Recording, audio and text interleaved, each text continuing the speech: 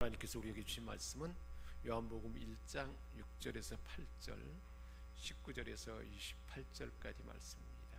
하나님께로부터 보내심을 받은 사람이 있으니 그의 이름은 요한이라. 그가 증언하여 왔으니 곧 빛에 대하여 증언하고 모든 사람이 자기로 말미암아 믿게 하려 함이라. 그를 보낸 이들에게 대답하게 하라. 너는 내게 대하여 무엇이라 하느냐? 이르되 나는 선지자 이사야의 말과 같이 주의 길을 곱게 하라고 광야에서 외치는 자의 소리로라 하니라. 그래서 오늘 말씀은 예수님이 누구신지 세례 요한의 증언의 말씀이고, 또 사도 요한이 모든 일의 목격자로서 기록하여 전해주는 하나님의 말씀입니다. 말씀이 육신이 되어 흑암의 빛으로 오게 된 예수 그리스도에 대한 말씀입니다. 이 말씀이 육신이 되어 오신 예수님은 창조 전에 하나님과 함께 계셨던 말씀이셨고 바로 성자 예수님입니다.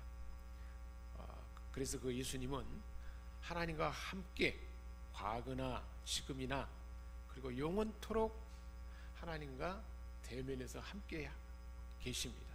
더불어 하나님과 함께 바로 옆에서 가장 친근한 관계 속에서 행동하시고 살아계신 분입니다. 그 하나님은 바로 하나님의 아들 예수님과 그렇게 친근한 관계 속에 함께하는 것처럼 우리 주님도 십자가 순환을 앞두고 기도했잖아요. 아버지와 내가 하나인 것처럼 저들도 우리와 하나 되게 해달라고 그렇게 기도하고 그렇게 될 수 있도록 모든 것을 다 완성하시고 이제는 예수님이 하나님과 친밀한 관계 속에서 함께한 것처럼 하나인 것처럼 우리도 하나 되도록 오늘날 이 시대에 우리 가운데 역사하는 분이십니다. 그런데 요한일서 1장 1절에서 2절에 보면 그 예수님에 대해서 사도 요한이 증언하는 말씀입니다. 그가 태초에 하나님과 함께 계셨고 태초에 있는 생명의 말씀에 관하여는 그 말씀, 태초에 있던 그 생명의 말씀에 관하여는 우리가 들은 바요, 눈으로 본 바요, 주목하고 우리 손으로 만져봐라. 이 영원한 생명을 우리가 보았고 증거하여 너희에게 전하노니 이는 아버지와 함께 계시다가 우리에게 나타내신 바 된 자니라. 이렇게 증언했습니다. 생명의 말씀, 태초로 들었던 생명의 말씀, 바로 생명이신 주님. 그래서 4절에도 그래서 이렇게 말씀하고 있습니다. 그분 안에는 영원한 생명이 있고, 그래서 그 예수님은 우리 모두에게 원래 하나님의 그 영원한 생명을 우리 사람에게 부어 주었지만 죄 때문에 그 생명이 단절되어 버렸어요. 단절된, 사라진 생명을 다시 주도록 하기 위해서 예수님은 영원한 생명이 있는 그분이 우리 가운데 오셔서 그 생명을 주러 오신 것입니다. 그래서 요한복음 10장 10절에는 말씀하고 있습니다. 도적이 오는 것은 도적질하고 죽이고 멸망시키려는 것뿐이요. 이 도적은 사탄 마귀잖아요. 내가 온 것은, 예수님이 온 것은 양된 우리로 하여금 생명을 얻게 하고 원래 하나님으로부터 주어진 그 풍성함을 더 풍성함이 있도록 하기 위해서 예수님 오셨다. 그래서 예수님은 실제로 요한복음 12장에서 나사로를 무덤에서 살리기 전에 예수님 말씀하셨어요. 예수께서 가라사대 나는 부활이요 생명이니 나를 믿는 자는 죽어도 살게 될 것이다. 이렇게 말씀하셨습니다. 그래서 우리 주님은 생명을 주러 오셨고 실제로 우리에게 생명을 주셨던 것입니다. 그래서 오전에도 그분의 생명은 어둠 속에서 비치는 빛이라 했습니다. 그 생명은 우리에게 생명이 들어오게 되면 그 생명이 바로 빛으로 나타난다는 거예요. 그래서 예수님은 어둠 속에 있는 우리에게 생명으로 오셔서 빛을, 어둠을 물러내는, 쫓아내는 빛으로 오셨다는 것입니다.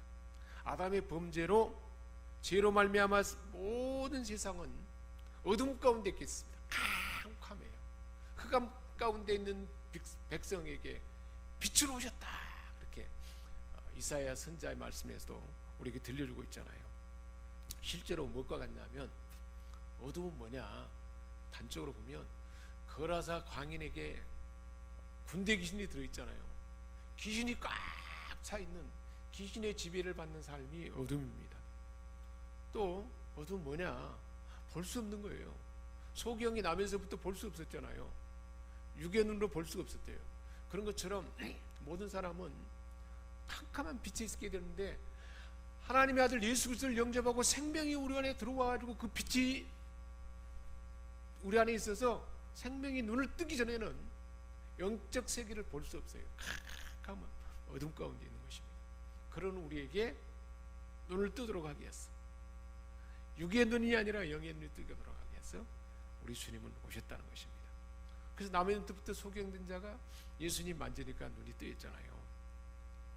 거듭나지 못한 니고데모, 하나님 말씀을, 구약의 율법의 말씀을 잘 알고 있으면서도, 율법 선생이면서도 그는 하나님 나라를 볼 수 없다고 그랬어요. 왜 볼 수 없다고 그랬습니까? 거듭나지 않으니까. 예수님의 생명이 그 안에 들어오지 못하니까 볼 수 없었어요. 그 어둠 가운데 생명을 주러 오신 분. 그래서 예수님의 생명은 그 빛으로서 실제로 캄캄한 곳에 빛으로 나타났고, 볼 수 없는 자가 보게 하고, 캄캄한 사단의 권세에 있는 자들이 그 사단의 권세가 물러가고 환한 빛으로 나타나도록 하기 위해서 이 땅에 오셨다는 것입니다. 그래서 9절에 말씀하고 있어요. 그분이 온 후에 참빛이 세상에 들어왔다. 그렇게 말씀하고 있습니다. 그래서 이 빛은 모든 사람을 비추는 빛입니다. 그래서 예수님이 뭐라고 했어요? 요한복음 8장 12절에 나는 세상의 빛이니 나를 따르는 자는 어둠에 다니지 아니하고 생명의 빛을 얻으리라. 할렐루야. 주님과 함께, 주님이 우리 안에 계시면 그 주님의 빛이기 때문에 우리는 어둠 속에 다니지 않게 만들어놨다는 거예요.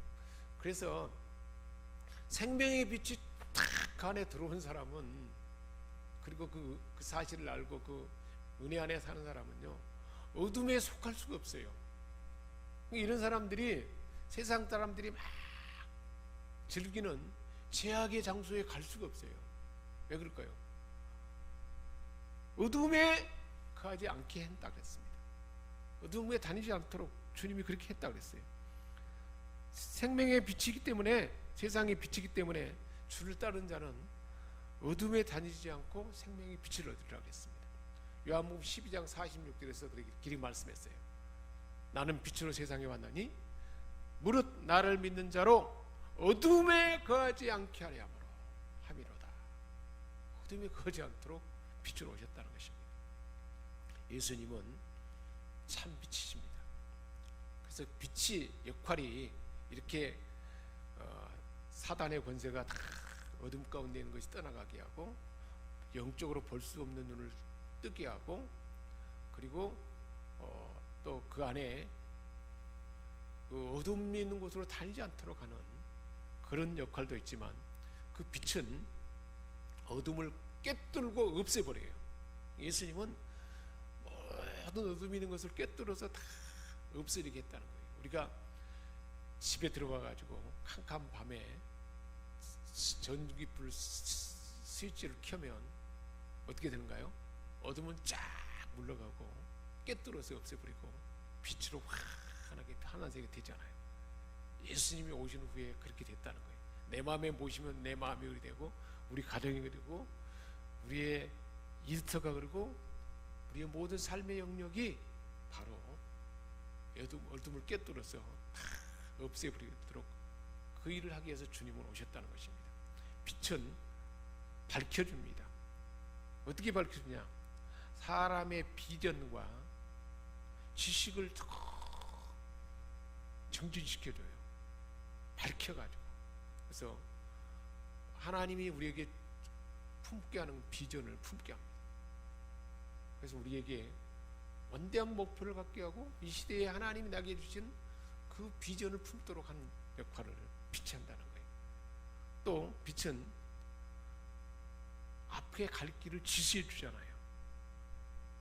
예전에 보면 호롱불을 가지고 예전에는 가로등이 없고 그러니까 빛을 또 후레쉬나 이런 것을 비추면 앞으로 갈 길을 다 이렇게 지시해주고 방향을 이끌어주잖아요. 그런 것처럼 빛은 우리의 갈 길을 다 인도해요.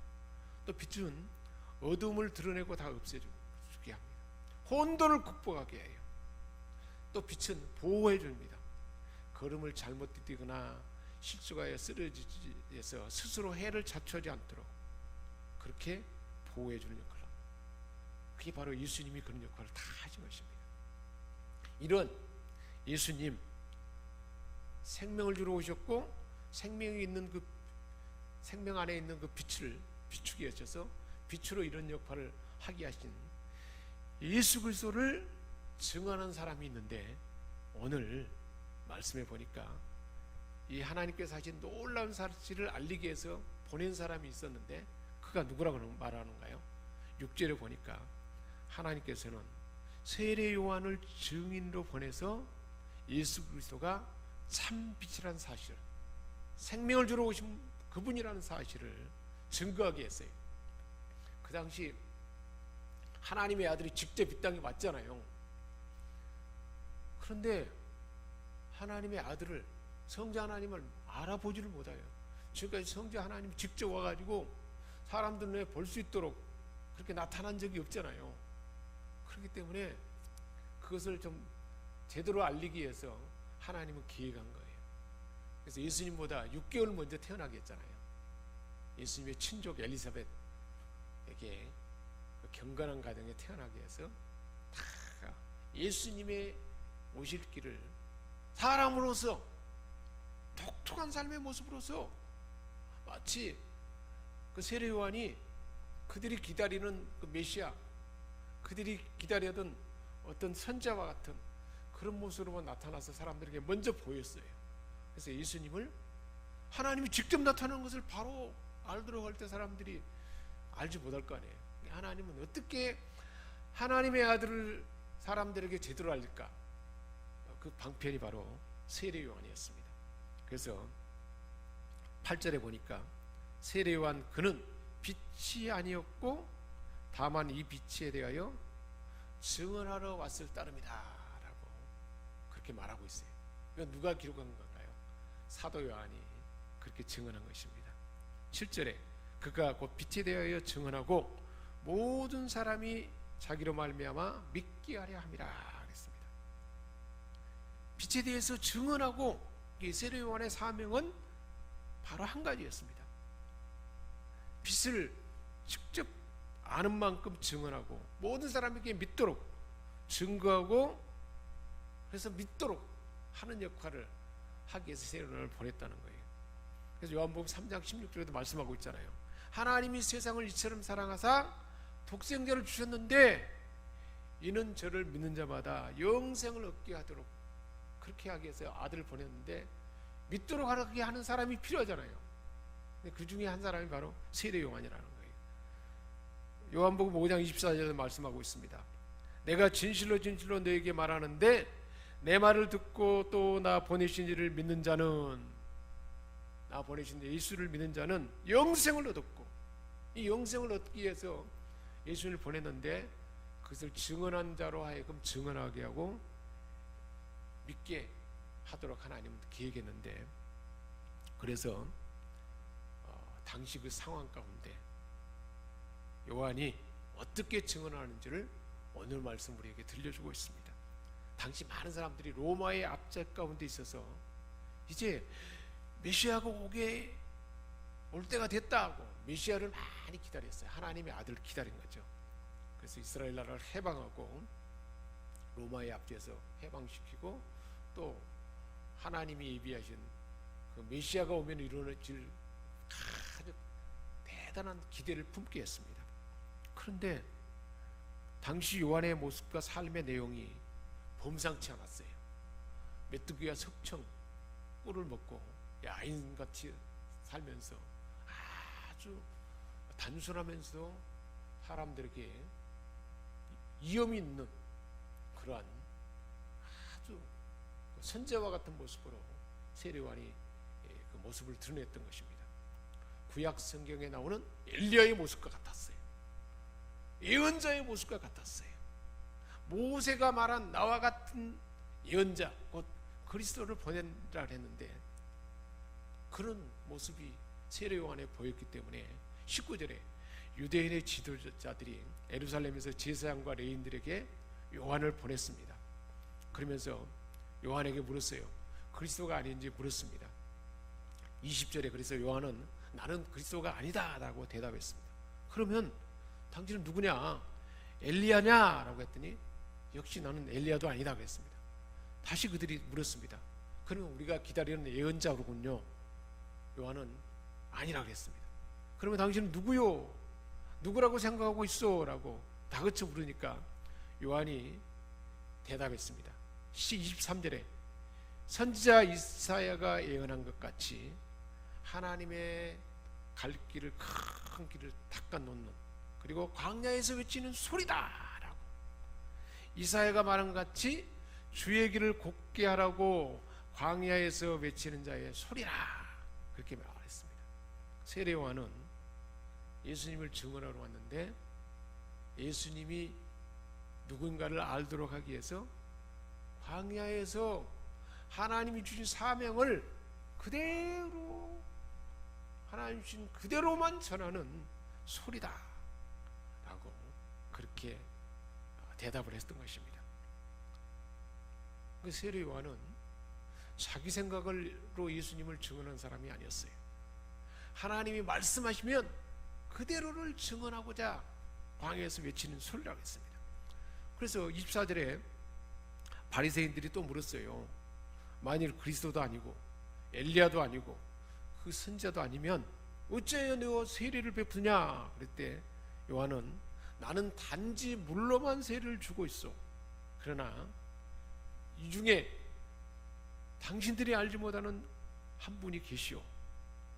그분은 곧 여러분들 가운데 하나님 보낸 아들로서 그 역할을 할 텐데, 내 뒤에 오는 분이지만 나는 그 내 뒤에 오는 그분과 비교할 수가 없어. 나는 그의 신발끈을 풀 만한 자격도 없는 사람이요 라고 그렇게 말했어요.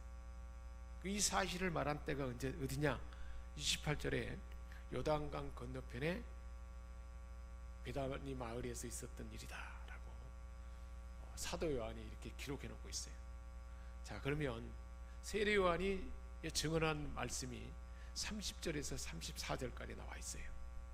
30절에 뭐라 하냐면 나도 그 하나님의 아들이 누군지 알지 못했지만 나를 보내서 물로 세례를 주라 하신 그가 말씀했는데 하나님께서 성령이 내려서 누구 위에든지 머무는 것을 보거든 곧 그가 성령으로 세례를 베푸신 줄 알라 그랬다. 그래서 실제로 요한이 세례를 베푸는데 예수님이 왔잖아요. 그래서 요한이 세례를 베푸는데 하늘이 쫙 열리면서 성령이 비둘기같이 쫙 내려왔어요. 그러면서 이는 내 사랑하는 아들이여 내 기뻐한다 하는 그 음성도 들렸을 뿐만 아니라 성령이 쫙 내리는 걸 봤어요. 그러니까 바로 이분이 하나님의 아들이라 하는 것을 알게 됐다는 거예요. 그래서 29절에 그래서 34절에 말하잖아요. 내가 그 사실을 보고 그가 하나님의 아들이심을 증언하였노라 이렇게 말했습니다. 세례 요한이 하나님의 아들 예수님을 증언하기를 그렇게 하나님 말씀해 주신 대로 누구에게든지 성령이 그에게 쫙 머무는 것을 보면 그가 바로 하나님의 아들이라는 것을 알려줬다는 거예요. 세례 요한도 못 알아본 거예요. 근데 그것을 보고 알아서 증언했다. 그래서 그 예수님에 대해서 뭐라고 증언하는가요? 29절에 보니까 보라 세상 죄를 지고 가는 하나님의 어린 양이라 그랬어요. 예수님은 누구라는 거예요? 세상 죄를 지고 가는 하나님의 어린 양이라는 거예요. 출애굽 때 하나님께서 모세를 통해서 이스라엘 백성들에게 양을 잡아서 피를 문살주와 임방에 바르라고 했어요. 그러면 죽음의 사자가 지나가게 돼서 장자가 다 죽을 때 죽음이 지나가게 될 것이다 하는 사실을 알려줬어요. 그래서 그 죽임을 당한 어린 양이다 라고 세례 요한이 증언한 것입니다. 그 어린 양은 희생을 당하신 유월절 희생 제물이신 예수 그리스도입니다. 보라, 그래서 세상 죄를 지고 가는 어린 양이로다. 이렇게. 그 어린 양이 바로 예수입니다 라고 유대인들이 얼마나 쉽게 알아보겠습니까? 바로 그 어린 양이로다 라고 말했던 것입니다. 그래서 무죄한 어린 양의 피가 발라질 때 심판에서 죽음에 이르지 않는, 죽음을 넘어가는, 구원받게 하는 그 사실을 징표로 보여줬던 것입니다. 그래서 이 사실을 믿고 말씀을 듣고 그 자기 집에 피를 발라 바른 그 가정에는 다 죽음에서 건짐받았습니다. 믿지 않는 자들, 애굽 사람들은 다 처음 난 것들이 다 죽게 되었습니다. 처음 난 것은 전체를 상징하잖아요. 바로 그 예수님이 바로 그 역할을 하는 것이다 라고 말하고 있습니다. 흠없는 어린 양은 예수님의 죄 없는 삶을 의미합니다.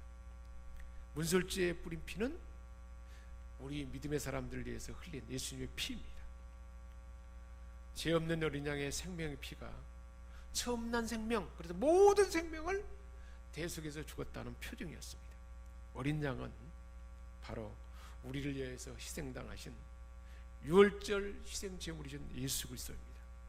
누구든지 이를 믿고 각 심령과 가정에 그 피를 받아들이면 그와 그 가정이 건짐받고 살게 됩니다. 이를 믿지 아니하고 각자의 심령과 가정에 그 피를 받아들이지 아니하면 멸망당합니다. 우리를 위하여서 희생당했던 바로 하나님의 어린 양입니다. 우리를 구원하는 것은 바로 그분의 피였습니다. 이 어린 양은 바로 우리를 구속하신 그리스도의 값진 보배로운 피입니다. 그래서 베드로전서 1장 18절 19절은 이렇게 말합니다. 너희가 알고지와 너희 조상의 유전한 망령된 행실에서 구속된 것은 은이나 금이나 없어질 것으로 한 것이 아니요 오직 흠없고 점없는 어린 양 같은 보배로운 피로 한 것이라 그랬습니다. 우리가 구속된 것은 보배로운 피로 됐다. 그래서 세도 요한은 그 말을 하는 거예요. 세상 죄를 지고 가는 이 어린 양, 바로 이 보배로운 피다라고 증언했던 것입니다. 실제로 역사적으로 볼 때 매년 매일 그리고 대속죄에는 어린 양 2마리가, 한 마리는 아침에, 한 마리는 저녁에 희생제물로 드려졌습니다. 이 2마리 어린 희생양, 이들의 피 흘림으로 말미암아 사람들은 죄 용서를 받을 수가 있었던 것입니다. 어린 양의 피가 사람들을 위한 대속물이었습니다. 사람들은 죄 때문에 하나님과 분리되어서 다 죽음에 이를 수밖에 없고 하나님과 화목하고 하나님과 교통할 수 없게 되었어요. 먼저 죄가 되어야 되는데 그 죄를 다 동물로 전가되도록 하나님은 어린 양을 취하게 했던 것입니다. 흠도 없고 점도 없는 이 동물들은 사람들의 죄값을 다 떠넘겨 받았던 것입니다. 우리는 다 양 같아서 각기 제 길로 갔거나 여호와께서는 우리 모두의 죄악을 그에게 담당시키셨다. 그 양에게 담당했던 것입니다. 그 동물들은 죄에 대한 대가로서 죽음을 당하게 되고 대신 다 받아낸 것입니다. 죄 때문에 희생되었습니다. 어린 양들의 죽음을 통해서 사람들은 제사함을 받게 됐고 자유함을 얻었어요. 하나님과 화목한 길이 열었습니다. 사람들의 죄를 담당한 분이 예수님입니다. 어린 양이 그랬던 것처럼 죄에 대해서 심판, 죽음을 예수님이 대신 담당했다는 거예요. 바로 그 사실을 말하고 있습니다. 보라, 세상 죄를 지고 가는 어린 양이로다. 예수님이 죽으심으로 저와 여러분을 죄에서 건져주셨고 자유케 하신 이 놀라운 사실을 다시 한번 우리에게 알려주는 거예요. 왜 성탄절이 그렇게 우리에게 감격스러운 날인가요? 우리의 이 무시무시한 죄가 다 사라지고 하나님과 관계가 막혔는데 그 길을 열어주기 위해서 그 예수님이 이 땅에 오셨다는 거예요. 그래서 그렇게 기뻐하는 것입니다. 하나님 편에서 볼 때는 얼마나 힘든 일이겠습니까? 아들을 사지에 보낸 일이고, 예수님도 얼마나 고독하고 고통스럽고 무거운 짐이고 그런 일인데도 기쁨으로 자문해서 오셨던 것입니다. 그 주님을 우리는 사랑하지 않을 수가 없죠. 우리를 죄에서 자유한 수준이 아니었지 않습니까? 오늘 말씀에 들려준 대로 우리에게 죽은 생명을, 새로운 생명을 주신 거예요. 그 생명이 뭘까요? 하나님의 DNA를 우리에게 주신 거예요. 영원히 사는 하나님의 생명을 주신 거예요. 그 생명으로 인해서 어둠이 물러가고 빛의 삶이 되도록 그렇게 해서 우리에게 오신 것입니다. 그 은혜가 저와 여러분에게 부어준 줄 믿습니다. 기도하겠습니다. 하나님 아버지, 영원한 생명을 주로서 빛을 주러 오셨어. 어둠 가운데 살지 않냐고 빛의 삶을 살게 하시고, 이 놀라운 은혜와 풍성함과 이 감격이었던지를 우리에게 들려주시니 감사드립니다. 이 감격으로 우리 주변을 작은 빛으로 비추게 하시고 이 생명과 빛을 전하는 자로 살아가는 우리 모두가 되게 하여 주옵소서. 우리 주 예수 그리스도의 이름으로 기도합니다. 아멘.